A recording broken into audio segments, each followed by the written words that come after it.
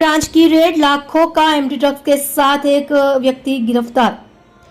Diamond और silk city सूरत को drugs free बनाने के कैंपेन के तहत सूरत क्राइम ब्रांच को बड़ी कामयाबी मिली है।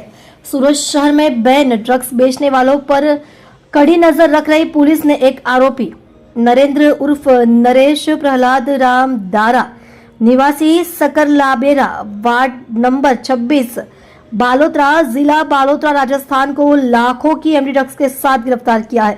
सूरत क्राइम ब्रांच की इस कार्यवाही में कुल 25.310 ग्राम एमडी ड्रग्स जब्त की गई है। इंटरनेशनल मार्केट में इन ड्रग्स की अनुमानित कीमत 7,50,000 रुपये है। पुलिस को मिली खास जानकारी के आधार पर निगरानी रखकर इस व्यक्ति को गिरफ्तार किया गया।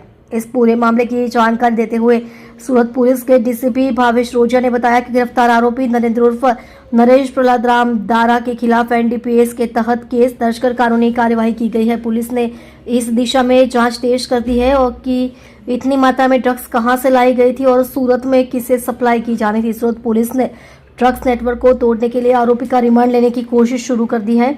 आने वाले दिनों में इस मामले में और भी बड़े खुलासे होने और दूसरे लोगों की गिरफ्तारी होने की संभावना है। देख रहे हो न्यूज़9 सूरती चैनल के साथ कल्पेश राणा की रिपोर्ट।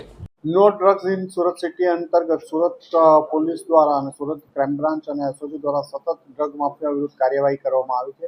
આવી જ એક ઇન્ફોર્મેશન આધારે સુરત ક્રાઇમ બ્રાન્ચના પોલીસ ઇન્સ્પેક્ટર જયંત ગોસ્વામી અને એમની ટીમના પીએસઆઈ ભાટીને એક ઇન્ફોર્મેશન મળી હતી કે રાજસ્થાનના બાલોતરાનો રહેવાસી નરેન્દ્ર ડારા સુરત શહેરમાં કોઈને એમડી ડ્રગ્સની ડિલિવરી કરવા આવવાનો છે। આ બાતમી આધારે એમણે વોચ ગોઠવેલી હતી અને જેના અનુસંધાને ગઈકાલે એમની ટીમને એક સફળતા મળી।